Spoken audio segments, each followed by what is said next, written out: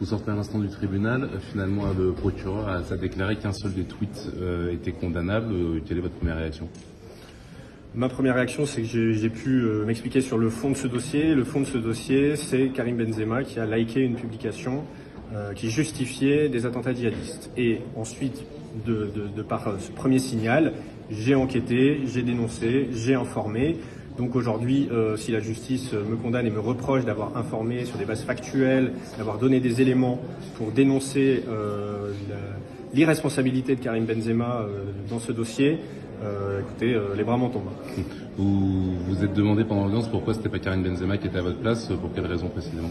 On peut se poser la question, on peut se demander, c'est pas une apologie du terrorisme. Quand on like une publication qui fait l'apologie du terrorisme, soi-même on soutient donc cette publication, on soutient ce qui est dit à l'intérieur. Donc voilà, je regrette que ce soit pas Karim Benzema qui soit poursuivi. Moi je suis persécuté, il veut me faire taire aujourd'hui. Lui il a des moyens absolument illimités, donc il va multiplier les plaintes, il a le budget illimité pour faire du harcèlement judiciaire. Il essaye de me faire taire, je ne me tairai pas. L'avocat de la partie civile a dit que c'est vous qui mettiez Karim Benzema en danger avec vos tweets le comparant à un terroriste islamiste. Vous lui répondez quoi ? C'est des propos qui m'ont particulièrement choqué. Je crois que ceux qui ont été tués, décapités, les 230 morts, c'est pas des gens qui ont lancé des alertes ou contre des islamistes. C'est au contraire des gens qui ont été victimes de cet islamisme. Honnêtement, j'étais vraiment choqué par ces propos. Je pense que c'est une honte.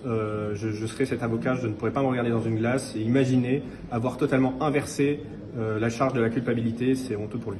La Jeune Garde, mouvement antifasciste lyonnais, avait appelé un rassemblement devant le tribunal pour vous accueillir, entre guillemets. Cette extrême gauche qui vous suit, qui vous combat, vous la regardez comment ? Mais on sait très bien que l'extrême gauche est toujours au rendez-vous pour défendre l'islamisme.